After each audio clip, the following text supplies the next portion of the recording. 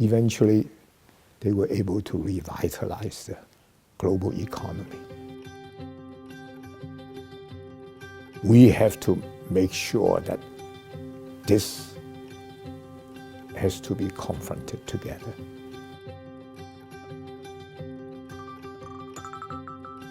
China has transformed, and we also keep hearing that the US-China relationship has transformed in those 4 decades. But what exactly has changed, do you think? It is changed only because the people in the leadership position understand that together we'll be better off than confronting each other. Now, let me give you examples of this. In 2008, there was a global financial crisis. At that time, President George W. Bush was in the White House.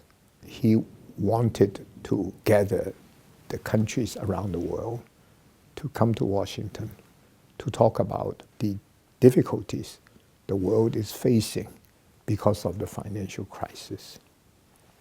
By that time, the United States have already committed to stimulate its own economy.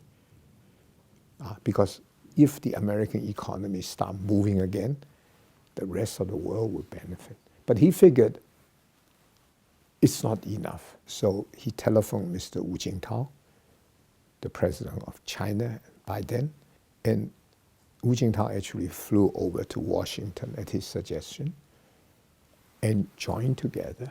China agreed to put up $400 billion of US dollars in an effort to actually to invest in China to get Chinese economy going again. So the economy can then, Chinese economy, when they are active, they can help all the other countries.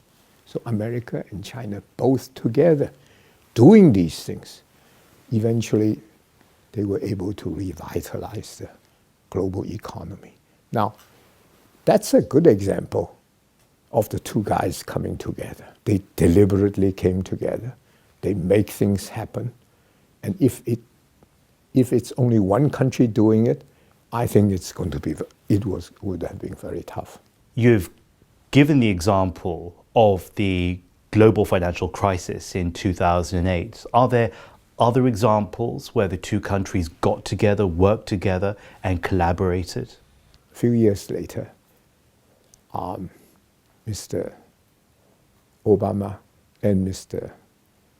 Xi Jinping came together and said, climate change, we have to make sure that this has to be confronted together. Mr. Obama's strength is on the developed nations, but China's strength is on the developing nations. But China by then was already studying the renewable energies, and the success of renewable energy is really important to the whole scheme of our climate change fight. And so the two agreed to work together and went to Paris and persuaded all the nations there to come together, sign the paper, and hence we were able to do this thing, fighting this climate change. The US and China relationship has grown and expanded in the 40 years. Do they enjoy a complementary dynamic? Very soon after that, there was the Ebola disease in West Africa. And they again came together with the World Health Organization, and they eventually were able to sort it out.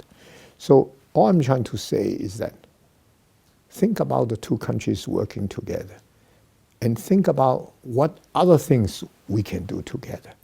There's migration of people from Africa to Europe, from South America to United States of America. That's because of poverty issues in Africa and also South America and Central America. And there are also migration because of war, Middle East war problem. China has reasonable amount of activities, economic activities in Africa.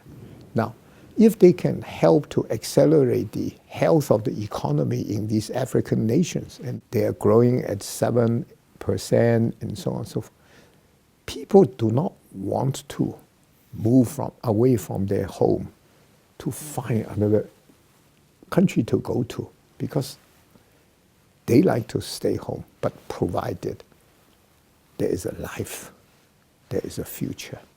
And then there are all the other examples where we can work together, whether it's about, exploring the ocean, exploring the outer space,